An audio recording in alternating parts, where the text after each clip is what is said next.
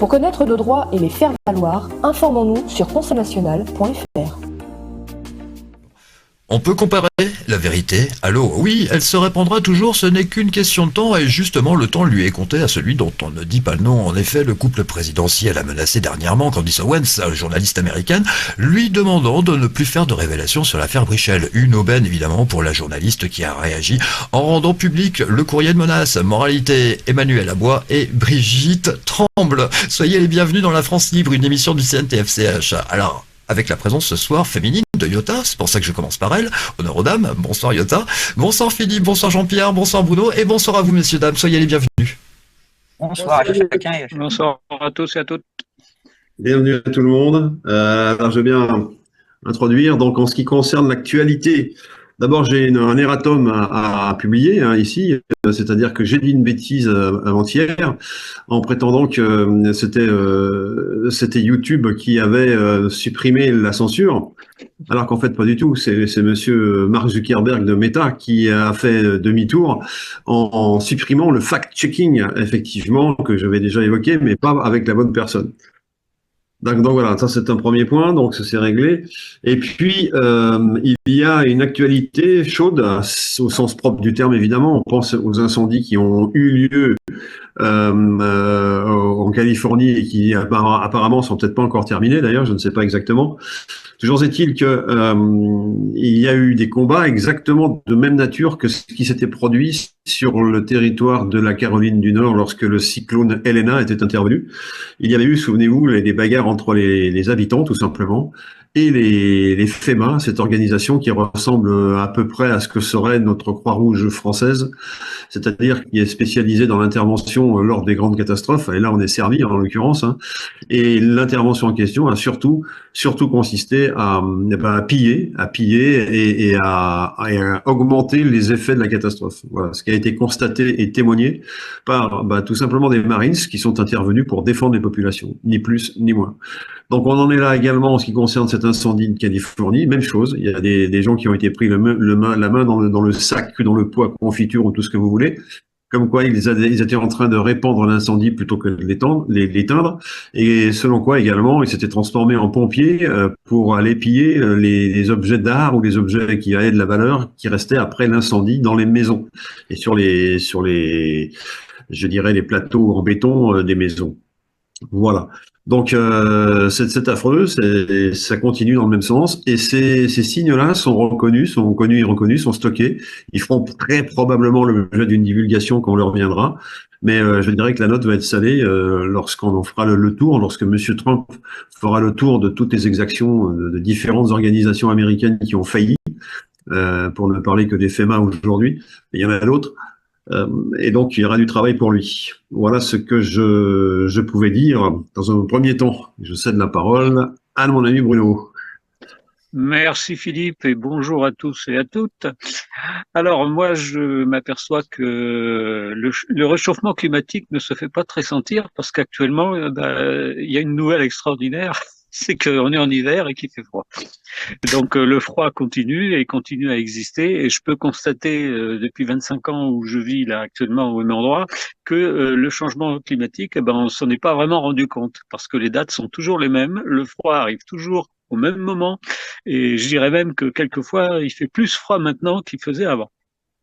Contrairement au Moyen-Âge où on a eu des températures très chaudes à l'époque de la construction des cathédrales et des abbayes, n'est-ce pas Jean-Pierre, et où on pouvait planter de la vigne jusque dans le nord de la France du côté du Havre, chose que maintenant on peut toujours pas faire.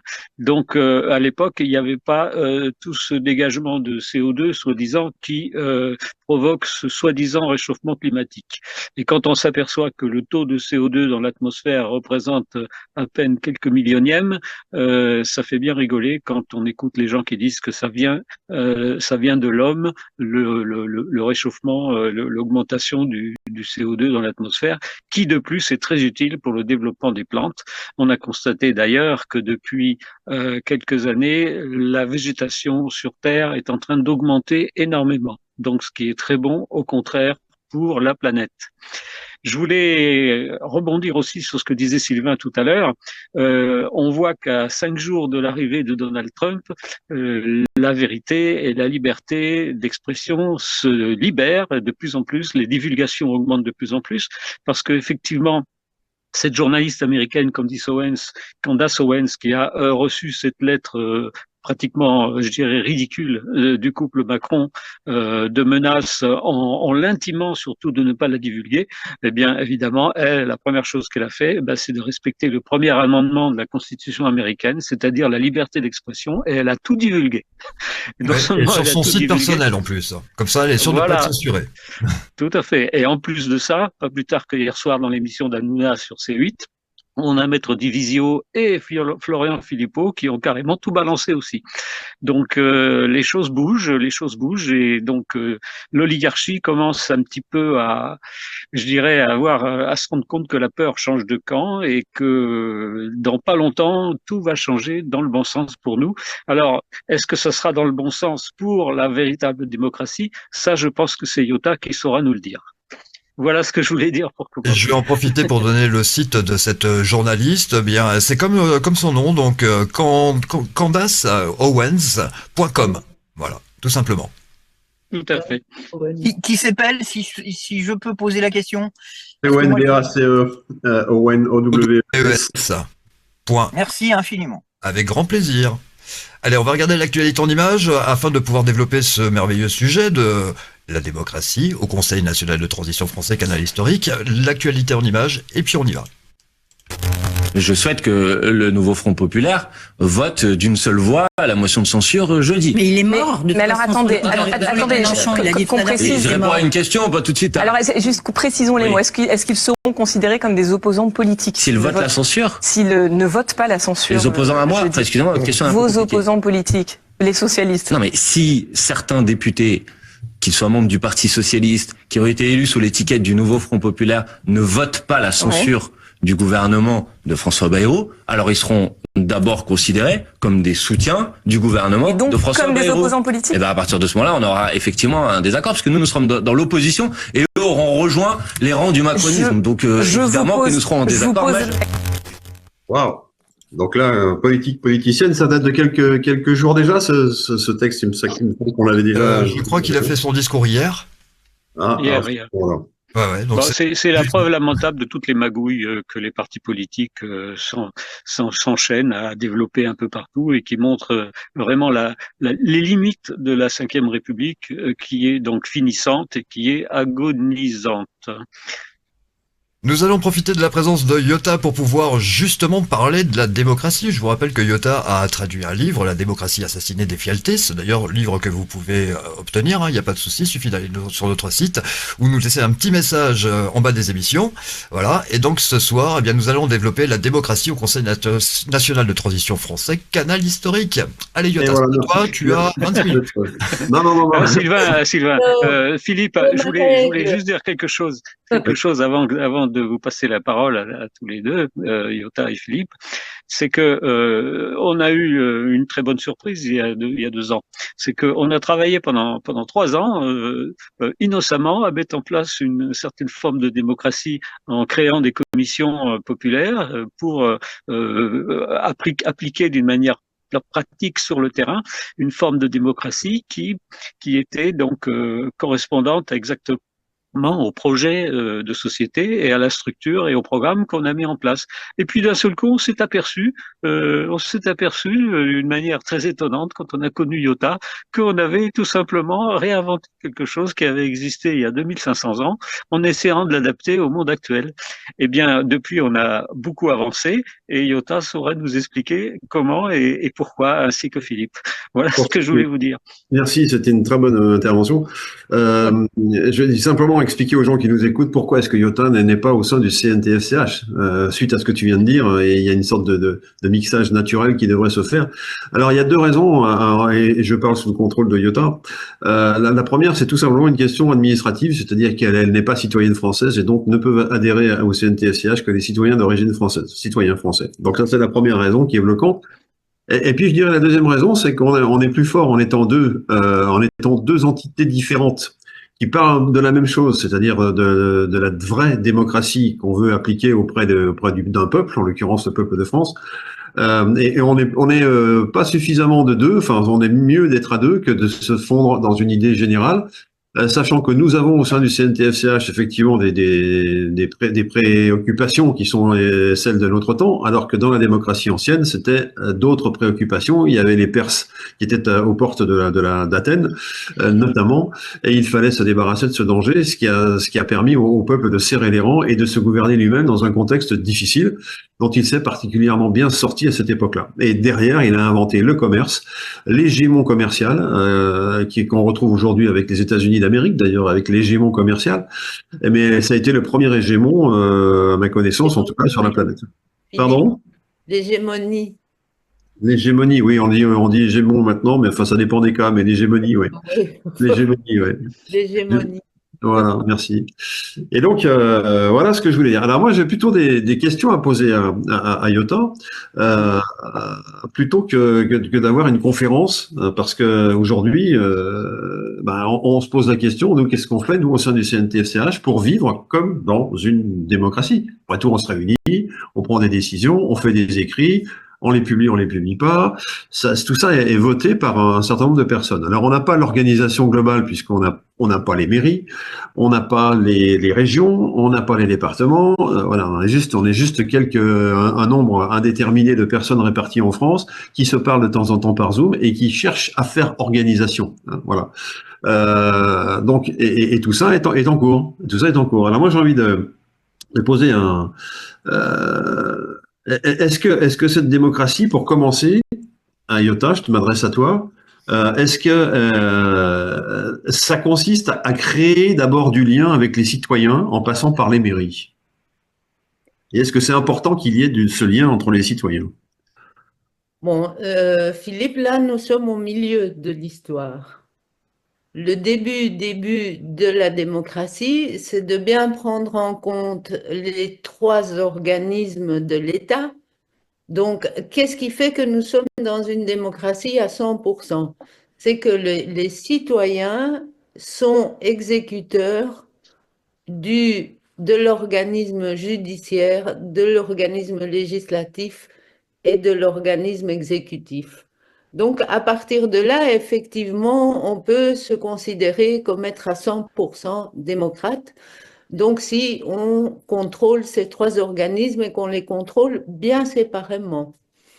Donc, à partir de là, Philippe, oui, à partir du moment où on a fixé ça, l'histoire commence forcément dans une mairie. On ne peut pas, à une époque, donc entre le 4e et le 5e siècle avant Jésus-Christ, bien sûr, ils avaient sûrement d'autres techniques, mais nous, aujourd'hui, on a l'Internet et tout ça, et donc, c'est très difficile de faire une démocratie sur Internet, et effectivement, le premier lieu qui a donné lieu à la naissance d'une vraie démocratie, eh ben, c'est la mairie. Et c'est à la mairie que tout s'organisait. Et tout le travail doit être fait, surtout aujourd'hui, dans la mesure où on peut se rencontrer physiquement dans nos mairies, mais on peut aussi organiser tout le virtuel à partir d'une mairie. Simplement que la carcasse de la démocratie, il faut qu'elle soit très bien expliquée au départ, que les gens prennent la peine d'aller voir c'est quoi le système judiciaire, c'est quoi le système législatif, c'est quoi le système exécutif. Une fois qu'on détient ces trois organismes, alors on peut dire qu'on est entré dans l'avenue qui va nous mener vers une vraie démocratie. Voilà, Philippe, pour pas faire Super. Non, mais c'est parfait. Et donc, ça veut dire que on a besoin de citoyens responsables et heureux. C'est-à-dire qu'on peut pas être heureux si on n'est pas des responsables de son destin. On ne peut que se plaindre de ne pas être responsable de son destin et d'avoir des chefs au-dessus de soi. Par contre, quand on est responsable, on accepte la contrainte de la responsabilité. Et aujourd'hui, bien souvent, on entend des phrases comme « Je ne suis pas un politicien professionnel, donc moi la politique, je n'y comprends rien, donc je ne veux pas y mettre les mains ». Alors évidemment, la politique, si on s'occupe pas d'elle, c'est elle qui s'occupe de nous. Et là, dans la logique de la démocratie, il va bien falloir responsabiliser, c'est-à-dire non pas faire peser des tonnes de responsabilités sur sur les épaules de chacun de nous, mais au contraire répartir ce poids sur l'ensemble de la population, qui va faire que finalement cette responsabilité ne sera pas si pénible que cela. Ça veut dire des votes fréquents, ça veut dire faire des actes fréquents. Oui, c'est pas simplement je vote une fois par an ou une fois tous les 4 ans ou une fois tous les 6 ans. C'est je vote. Nous votons, nous les gens du peuple, nous votons à peu près 4 fois par jour, quoi, hein, sur des thèmes différents. Alors Philippe, moi je voulais rajouter ce que tu dis. Bruno. Oui, vas-y. Les votations tous les 5 ans, c'est le système oligarchique aristocratique qui n'a rien à voir avec la démocratie. On est d'accord, on est d'accord. Bah, justement, c'est ce que j'allais dire à Philippe par rapport au CNTF-CH. Nous, quand nous avons créé l'association Conseil national de transition français Canal historique, qui est l'émanation de l'entité donc CNTF-CH au niveau donc organisme international, eh bien, on a respecté à fond la démocratie. C'est-à-dire qu'on a eu des fois des oligarques qui nous ont dit, mais vous avez une association, mais qui est le président? Ben, on a répondu, ben, nous, cette association que nous avons créée, nous avons un comité d'installation, nous avons un conseil d'administration, mais il n'y a pas de président. Et toutes les décisions que nous avons faites jusqu'à la mise en place du règlement de l'association ont été faites par décision collective. À aucun moment, il y a un seul individu qui est intervenu. Donc, on a déjà, dans la mise en place de notre association, créé un système qui est le plus démocratique possible, tout en s'intégrant dans les lois actuelles. On a réussi à respecter les lois actuelles de la République et tout en mettant en place un système démocratique. Alors Bruno, moi je vais te répondre directement sur ce qui a fait que notre rencontre entre votre groupe et moi, évidemment, qui suis en Grèce et vous en France, on s'est rencontrés parce que moi, comme j'ai étudié cette démocratie pendant 15 ans, j'ai compris que le premier organisme très très important pour pouvoir arriver sur cette avenue vers la démocratie, c'était la justice. Et c'est ça que j'ai remarqué chez vous au CNTF-CH, c'est que vous aviez l'organisme de la justice, pas défini évidemment, mais bien en préparation et en recherche. Et ça, c'est très important de le dire, puisque comme ces 3 organismes, il faut qu'on les prenne un par un. Et d'après l'expérience des Fialtis et du livre que j'ai fait et toutes les études que j'ai faites, le meilleur moyen d'y parvenir, c'est de commencer par la justice. Évidemment, beaucoup de personnes, surtout des hommes, ne sont pas d'accord avec ce principe. Ils disent, on va d'abord éliminer les gouvernements et après la justice viendra toute seule. Eh bien, c'est totalement faux, les amis. Sans justice, on ne peut rien faire sur la planète. Et pour preuve, même les oligarques, le premier organisme qu'ils ont défini dans la société athénienne, c'était la justice.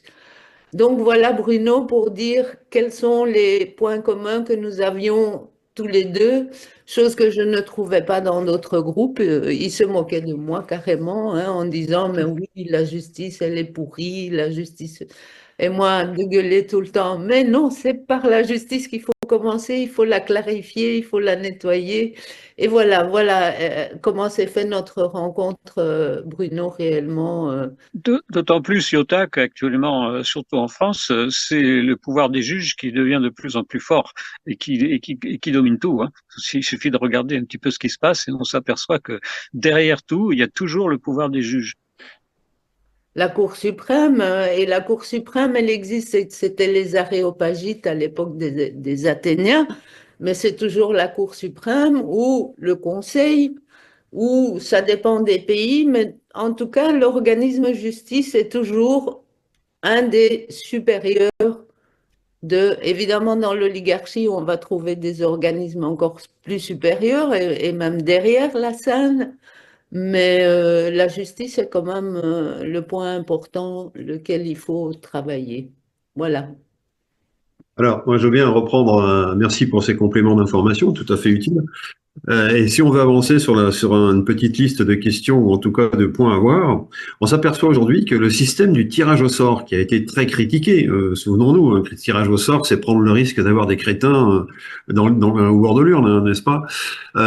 Et aujourd'hui, je m'aperçois que c'est moins critiqué qu'avant. J'entends certains journalistes particulièrement virulents avant qui disent aujourd'hui, bon, admettons le tirage au sort, pourquoi pas? Ah, tiens, on a avancé d'une case dans l'esprit, dans l'état d'esprit. Toujours est-il que le tirage au sort, ça reste un moyen. Enfin, moi, je le comprends comme ça, en tout cas. Par contre, la pierre angulaire de cette démocratie, c'est la non-représentation politique, comme un credo. Et ça, c'est majeur. Et ils n'en parlent pas. Ils parlent du tirage au sort, ces gens, mais ils parlent pas de la non-représentation politique, parce que c'est le cœur du problème, enfin, de la question démocratique. Qu'est-ce que tu en penses, Iota? Eh bien oui, Philippe, en démocratie, on a les tirages au sort par opposition au système pseudo-démocratique oligarque qui a le système électif. Donc, c'est dans le système de l'élection que nous votons pour nos représentants. Par contre, en démocratie, nous avons les tirages au sort, mais ces pauvres malheureux tirages au sort, ça fait 10 ans que j'en parle et que j'explique comment peut s'organiser un tirage au sort. Parce que les aristocrates ne viennent pas de l'oligarchie, les amis, les aristocrates viennent de la démocratie. C'est-à-dire que dans la mairie, on organise les catalogues de gens spécialisés. Donc, la fonction humaine, c'est sa spécialisation, c'est ce qu'il est capable de faire. Et donc, il y a des listes, des catalogues qui s'installent à la mairie toujours, où tout le monde s'écrit volontairement selon ses spécialités.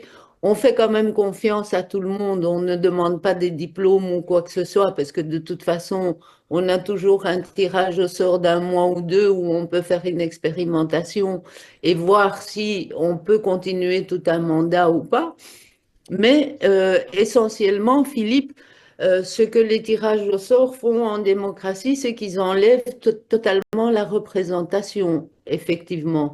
Donc, la personne citoyenne démocrate est totalement souveraine puisqu'elle n'a pas délégué sa souveraineté à une autre personne qui va la représenter.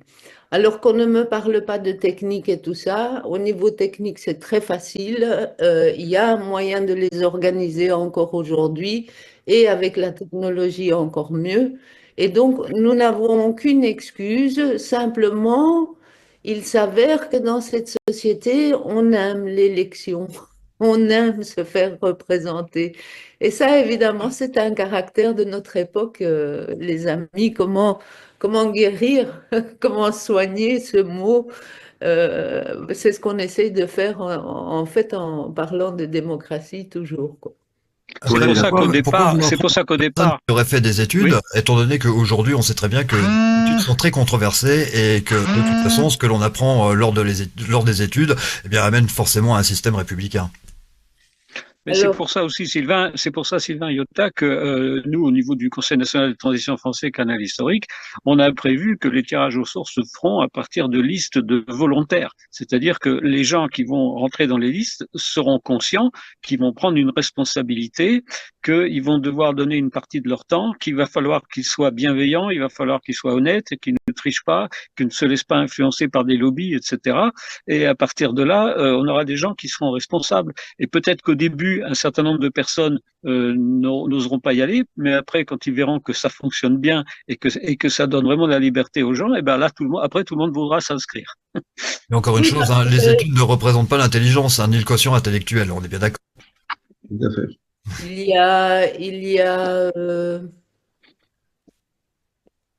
euh, j'ai été troublée parce que j'ai eu des questions. J'ai coupé la parole, j'ai pas été démocrate sur ce coup-là. Je te prie de bien vouloir m'excuser, Iota, ainsi que les C'est gens pas qui me grave, Sylvain. Simplement, c'est, tu sais, Ouais, oui, je sais bien. de répondre aux deux en même temps et répondre la bonne et donner la bonne réponse. Effectivement, le volontariat est primordial, évidemment, chacun s'inscrit volontairement, mais à cause du fait que nous avons une méconnaissance du fonctionnement de la démocratie, on pense que c'est difficile, inabordable, infaisable. Évidemment, quand on a plus de connaissances sur le système, on se rend bien compte que il y a une facilité. Tout le monde a le droit de devenir président, tout le monde a le droit de devenir roi, tout le monde a le droit de tenir la banque du pays pendant un jour et une nuit, chacun à son tour. Donc il y a d'autres fonctionnalités dans une démocratie que les gens ne connaissent pas. Et effectivement, quand ils la connaîtront, ça deviendra un jeu entre les personnes. Ça deviendra vraiment un jeu. Pourquoi? Parce qu'on va utiliser la complémentarité, c'est-à-dire on va mieux placer les personnes dans leur élément et ils devront, la seule compétition qu'ils auront, c'est avec eux-mêmes. C'est pas le voisin qu'ils devront surpasser ou dépasser. Donc, c'est très très important de comprendre le volontariat et aussi que il faut mieux se renseigner. On doit faire plus d'émissions et leur présenter beaucoup plus. Voilà. Merci, merci, c'est clair. Moi, je voudrais juste il y a un point critique aussi que j'aimerais qu'on aborde, c'est sur les tirés au sort. On entend souvent de la part de ceux qui sont pas convaincus par la démocratie que les tirés au sort, toutes choses égales par elles-mêmes, eh bien, ce sont des représentants puisqu'ils sont tirés au sort. Ils sont D'une représentants. certaine manière, oui. Alors voilà, alors c'est ce que je voudrais mettre au point parce qu'ils ne sont pas des représentants politiques et ils ne représentent pas un parti politique, ils ne représentent qu'eux-mêmes, ces gens qui sont tirés au sort, que l'avis, l'opinion qui ont de la chose. En démocratie, on ne les appelle pas des représentants, on les appelle des porte-paroles ou des Voilà. administrateurs ou des personnes qui rapportent la décision de l'Assemblée du peuple pour qu'elle soit continuée, discutée, votée et tout ça. Voilà, Et Jean-Pierre, avec un mandat limité dans la durée. Voilà. toujours. Oui. Oui, Jean-Pierre, la parole est à toi si tu la veux. Alors je recommence. Oui, merci. Jean-Pierre, la Alors, parole est à toi si tu la veux. j'ai réagi dès le départ. Vous m'entendez? Oui. Est-ce que vous m'entendez? Haché, oui. Bon. J'ai réagi dès le départ par rapport à présenter Sylvain et un monsieur qui parlait de gouvernement.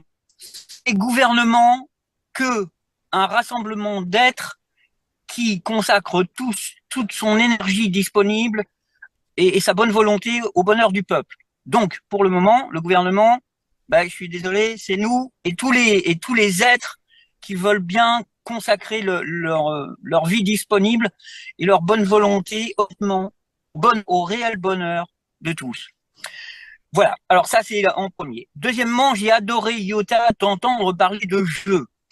Vous savez, je vous l'ai souvent dit que je pratique régulièrement les cercles de Paul à l'unanimité plus 1. Et c'est un jeu auquel tout le monde s'amuse parce que même surtout si on n'est pas d'accord sur un sujet, nous arrivons à nous entendre, à parler chacun notre tour et chacune notre tour, évidemment. Et c'est pas forcément... voilà. C'est donc un jeu, c'est amusant. Et quand les gens vont découvrir que c'est amusant, ils seront les premiers à se présenter pour essayer d'être tirés au sort, peu importe l'orientation, où ils vont être tirés au sort pour la région, pour leur ville, pour leur quartier. Mais de toute façon, ils se rendront utiles à partir du moment où ils sont volontaires. Et j'ai aussi adoré autre chose que tu as dit, Iota, mais je m'en rappelle plus. Alors je vous prie de m'excuser. Je vais m'arrêter là et je vais vous écouter. Ah bah non, c'est très bien. C'est très bien. Ah oui, ça y est, ça m'est revenu. Iota est arrivé par l'esprit de la justice. Or, c'est le troisième élément de notre devise. Peuple, paix, justice. Et certains d'entre nous sont arrivés en se disant, nous aimerions, nous, le peuple, être heureux et que tous les êtres du peuple soient heureux. Et après, nous nous sommes dit, enfin moi je me suis dit, on ne peut pas être heureux si on n'est pas en paix. Et après, je me suis dit, nous ne pouvons pas être en paix s'il n'y a pas de justice. Et là, Iota arrive. Merci, Iota. Alors voilà. Moi, je voudrais, compte tenu du temps qui nous reste, peut-être demander à Iota qui étaient les démocrates célèbres à leur époque, au 5e siècle avant Jésus-Christ. Alors, on a Démocrite, mais je te laisse nous en donner un ou deux autres. De façon à ce qu'on se repère dans ce monde. À l'époque de la démocratie, ce n'est pas les philosophes de l'oligarchie comme aujourd'hui qui étaient à la mode, hein, puisqu'on sait que Platon était dans la période de la démocratie, mais Platon à l'époque était considéré comme un gosse de riche qui ne connaissait rien ou qui connaissait tout, grâce à ses moyens financiers et au clientélisme de sa famille et tout ça. Mais les philosophes les plus connus, c'était Démocrite, évidemment, qui a fait la découverte de l'atome et qui a appuyé avec une théorie mathématique et scientifique qui a prouvé que nous sommes des atomes et que nous ne devons jamais perdre notre souveraineté, ni pour notre mère, ni pour notre père, ni pour personne. On peut la perdre pour la nature parce que nous sommes un élément de la nature et donc on doit vivre sur cette nature avec respect, ce que nous ne faisons absolument pas aujourd'hui. Nous suivons les idées aristocrates et républicaines de Platon. Et puis, il y avait Protagoras, évidemment, qui était aussi très, très connu, mais connu sur toute la planète, hein, les amis, pas connu à Athènes, en Grèce. Hein. Ils venaient d'Inde, de Chine et d'Amérique du Sud pour venir écouter Démocrite et tous ces philosophes parler. Donc, Démocrite, Protagoras, Hippocrate, qui était toute l'alimentation, qui était basé sur Asclépios, qui était son professeur, donc un peu précédemment. Pythagore, évidemment, qui fait partie des plus grands démocrates et qui défendait la démocratie aussi de manière scientifique et mathématique. Donc, vous voyez que la démocratie, elle avait quand même des adeptes qui essayaient de démontrer scientifiquement que un système démocratique où les personnes vivent librement ne peut être que plus évolutif qu'un système oligarchique où les personnes seront toujours esclaves d'un supérieur, qui qu'il soit. Et donc, à cette époque-là, il mettait bien en balance les deux systèmes, comme je vous ai souvent dit, le démocratique et le camp oligarchique, c'était les deux seuls systèmes qui existaient au milieu. Il y avait des royautés, évidemment, mais des royautés qui faisaient partie du système oligarchique. Et donc, voilà, il s'est carrément créé une charnière entre les philosophes démocrates et les philosophes de l'oligarchie. Les démocrates ont accepté les philosophes de l'oligarchie, mais les oligarques n'ont jamais accepté les démocrates et les contestent encore aujourd'hui, évidemment. Juste avant de donner la parole à Philippe, je voudrais dire à Iota, tu as précisé tout à l'heure que le peuple, donc les gens, étaient les atomes de la démocratie, on est bien d'accord. Eh bien, moi je dirais que le but, justement, c'est que ces atomes deviennent des électrons libres. J'ai dit une bêtise? Oui, le 666, neutron, proton, électron, c'est là notre destinée, Sylvain. C'est de quoi nous sommes faits, oui, tout à fait. Bah, on peut dire Voilà. effectivement aussi qu'un corps humain, c'est une forme de démocratie parce que chaque cellule est indépendante mais participe à l'ensemble du bien commun et est liée avec toutes les autres. Disons que quand nous sommes malades, c'est que la démocratie ne fonctionne pas dans notre corps. C'est qu'il y a un déséquilibre, effectivement. C'est qu'il y a des anarchistes, il y en a d'autres qui veulent imposer le pouvoir, et puis voilà. Donc, Ben, oui, la c'est surtout parce que démocratie, les oligarques nous envoient des médicaments qui sont mauvais et qui donc détruisent l'harmonie et la démocratie dans notre corps. oui, mais c'est pas la faute des oligarques, hein, Bruno, parce que comme tu le décris, c'est plutôt la faute des démocrates qui se laissent faire en ce temps-ci. Ah, c'est un autre Ça, c'est débat, vrai on peut y aussi. revenir. On peut y revenir. Est-ce que Ben, tu peux nous dire, Iota, en quoi Socrate serait un démocrate de la dernière heure? C'est-à-dire qu'il ne l'était pas et il l'est devenu sur la fin. Est-ce que tu vois ce que je veux dire et ce qu'il y a à dire sur cette affaire de la mort de Socrate, en fait? Ben, c'est-à-dire que Socrate était un philosophe un peu particulier, puisque lui, il tombe dans une période démocratique, mais il n'est pas de descendance royaliste et divine et tout ça. Et donc, on a un Socrate qui s'est politisé durant sa vie puisqu'il était pro-oligarchie. Il prenait donc le système de l'aristocratie. Il fallait quand même être le meilleur en tout. Malgré tout, il était quand même très, très divisé ce n'était que des petits prémices parce que sa priorité première, c'était quand même de tirer une essence de vie et de constater lui-même, de constater que le démocratique était en bataille et que l'oligarchique était en bataille. Et donc, il a fallu évidemment à la fin qu'il en arrive à une personne qui doit décider de sa destinée elle-même. En réalité, si je devais analyser le procès de Socrate, Philippe, je dirais qu'il s'est puni lui-même. Pourquoi? Parce que il avait fait un choix politique au départ et qu'il n'a pas su le défendre, ce choix politique. On en est arrivé à l'oligarchie et donc c'est vers la fin de sa vie que Socrate a quand même participé et s'est quand même posé des questions sur le système démocratique en se disant il n'est pas si mauvais que ça. Et il faut savoir aussi que ce n'est pas les démocrates qui ont condamné Socrate à Athènes, hein. Il y en a eu, mais ce n'est pas de la faute des démocrates, c'était de la faute des oligarques. Comme nous l'a si bien dit Ariane Bilran, Philippe, j'étais contente de cette vérité qu'elle nous disait, puisqu'elle n'apparaît nulle part dans aucun texte académique. Ce sont des analyses qu'on peut se permettre de faire entre nous. Mais pour les imprimer sur des livres, évidemment, on sera chassé par l'oligarchie. Voilà, je ne sais pas si j'ai été claire, C'est mais parfaitement clair. C'est-à-dire qu'en fait, les mécanismes qui étaient à l'œuvre il y a 2500 ans le sont toujours aujourd'hui. Il y a toujours une oligarchie et que il y a 2500 ans comme aujourd'hui, mais il y a aussi des gens comme nous pour faire en sorte que ça bascule de l'autre côté. Voilà. voilà. On peut résumer un peu ça par ce que disait Einstein, qui était un grand scientifique, mais aussi un démocrate, parce que je crois que c'est lui qui a dit qu'il ne fallait pas demander aux politiciens de résoudre les problèmes qu'ils ont eux-mêmes créés. Par exemple. D'abord, on n'est pas sûr que c'est lui qui l'a dit, et puis Einstein, il faisait partie du système oligarchique. Donc, je ne sais pas si c'est une philosophie. Si on peut dire que Einstein est démocrate, je ne pense pas, franchement. Où il a été à une époque et il s'est laissé un petit peu entraîner par D'ailleurs, j'ai les... même l'impression qu'il a fait la même chose que Freud. À la fin de sa vie, il a dit, n'écoutez pas toutes ces conneries que je raconte.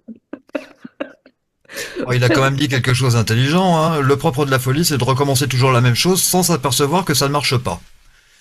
Oui, oui, non, il a bien sûr, on va pas dénigrer la personne, simplement on imprime une position soit démocratique, soit oligarchique, et comparé aux philosophes démocrates, ils avaient certainement d'autres choses à raconter que des petites philosophies que l'oligarchie adore nous servir en bouquins et par milliers. Voilà, ce n'est qu'une opinion personnelle, hein, les amis. Non, mais je la confirme parce que tout ce qui est simple est recevable et juste, alors que tout ce qui est compliqué est une méthode pour embrouiller celui qui écoute, celui qui lit et celui qui cherche la vérité, mais qui ne la trouvera pas dans ces écrits-là, quoi. Oui, Voilà. et on regarde et qu'on fait, ça c'est une émission intéressante qu'on pourrait faire justement, les philosophes de l'oligarchie et les philosophes de la démocratie, et vous comprendrez bien que les uns et les autres ont des objectifs totalement différents. Et que certains ont accompli des exploits, mais les oligarques étant toujours plus forts, eh bien, ils les ont cachés. On n'a pas beaucoup d'écrits de Démocrite, on n'a pas beaucoup d'écrits de Protagoras, on n'a que des idées de Platon. Leur dada à cette époque-là, c'était de brûler les livres de certains sophistes, hein, les sophistes originaux. Ils ont brûlé beaucoup de livres, comme ça, ils pouvaient replacer des écoles de sophistes qui appartiendraient à l'oligarchie. Et donc, Ils ont fait du nettoyage, comme on dit. voilà, ils ont fait du nettoyage. Mais ce cercle infernal est terminé, puisque maintenant nous sommes au courant de toutes ces exactions, alors qu'elles étaient passées à l'as, comme on dit, on ne les avait pas vues, et quand on fait l'école normale, on nous remplit le cerveau avec des choses qui sont plus ou moins justes, voire plus ou moins fausses. Mais quand on reprend conscience de tout ce que tu viens de nous dire, qui est passionnant, eh bien, on prévoit pour que la prochaine fois ça marche mieux, de justement ne pas tomber dans leur piège et se dire que l'oligarchie ne gagnera pas toujours.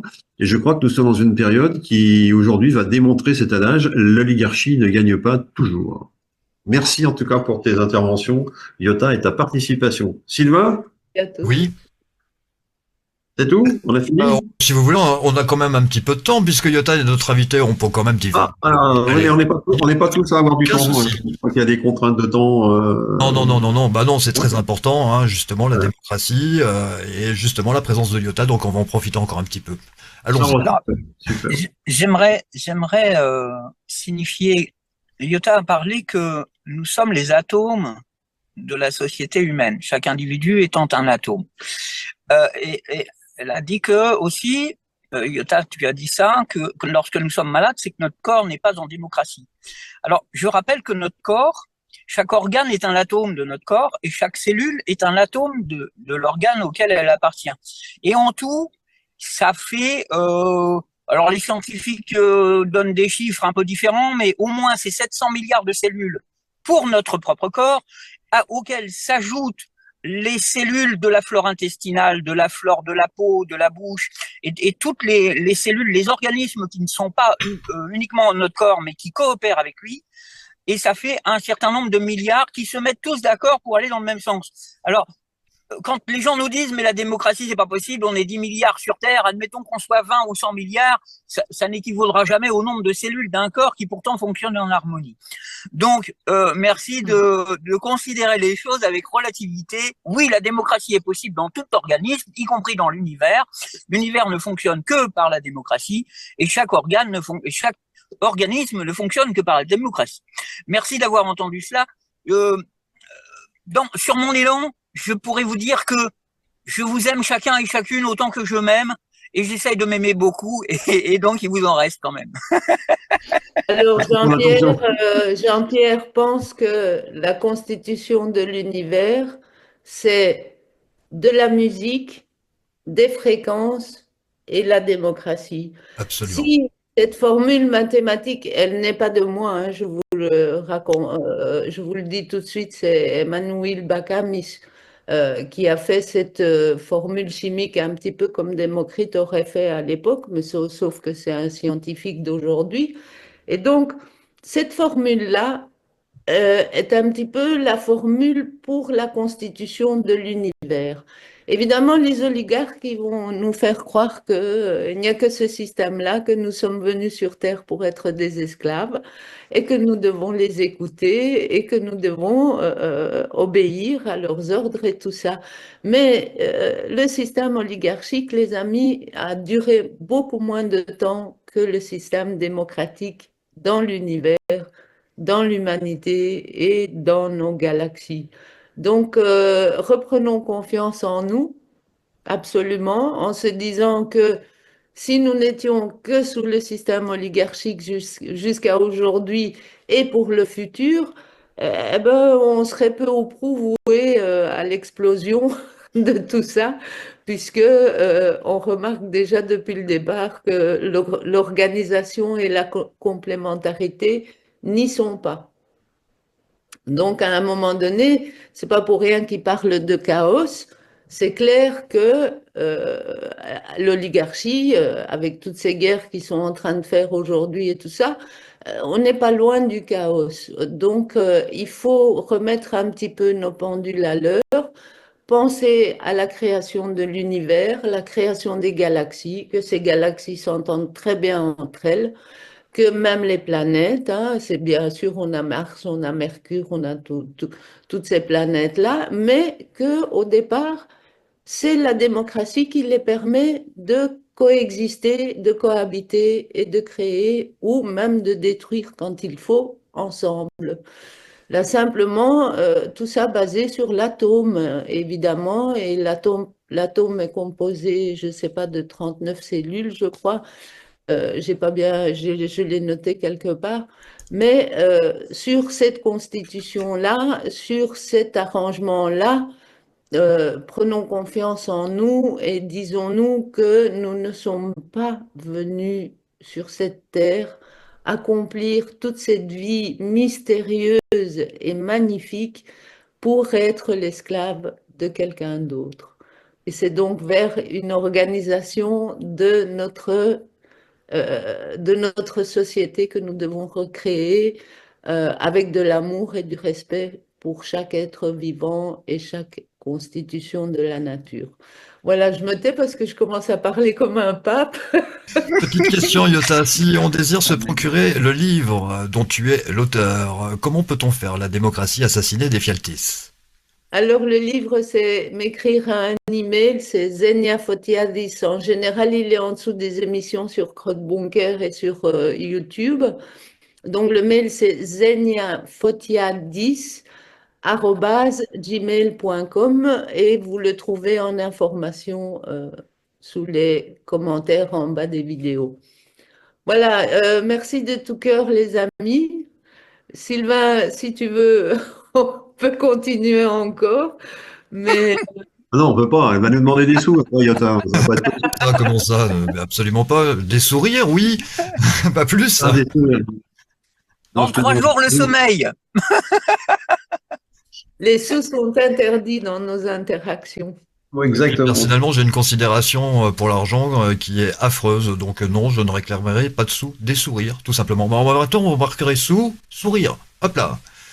Ça, c'est aussi une chose qui nous a unis au CNT, c'est qu'on a réussi à créer, et à faire des choses sans intervention de monnaie. Donc, nous sommes totalement dans les échanges et ça, c'est magnifique. Nous Pour sommes riches de démocratie. 2025, c'est très bien, les amis. Très bien, allez, Bon, je vais tous les conclure. espoirs sont permis. Je vais conclure. Tant que nous serons sous un système politique républicain, nous aurons droit à une démocrateuse. Mot emprunté à mon ami Jean-Pierre. Quand nous serons libérés de la politique politicienne, là, nous aurons affaire à la démocratie. Es-tu d'accord, Iota? Tout à fait. Bon, Sylvain. super. Eh ben, on va pouvoir s'arrêter. Même pour la démocrateuse, parce que je sais que je le suis de temps en temps. Merci beaucoup, Iota, de ta présence. On va prendre un agenda et puis on va évidemment se donner rendez-vous pour de nouvelles émissions afin de définir encore mieux la démocratie. Merci Philippe, merci Jean-Pierre, merci Bruno. Prochaine émission, eh bien ce sera juste avant le week-end. Je me dois, si Vendredi. vous permettez, excuse-moi Oui, bien sûr. Sylvain, je ne voudrais pas couper avant d'avoir remis à César ce qui est à César et à Marc Favreau qui a écrit 2 bouquins magnifiques qui s'appellent Sol, vous pouvez les trouver sur internet en audio. La démocratie, c'est de lui, hein, c'est pas de moi Jean-Pierre. Et dans ces bouquins, il y a des choses magnifiques, je vous les conseille. Très bien, merci à vous, excellente soirée et rendez-vous vendredi.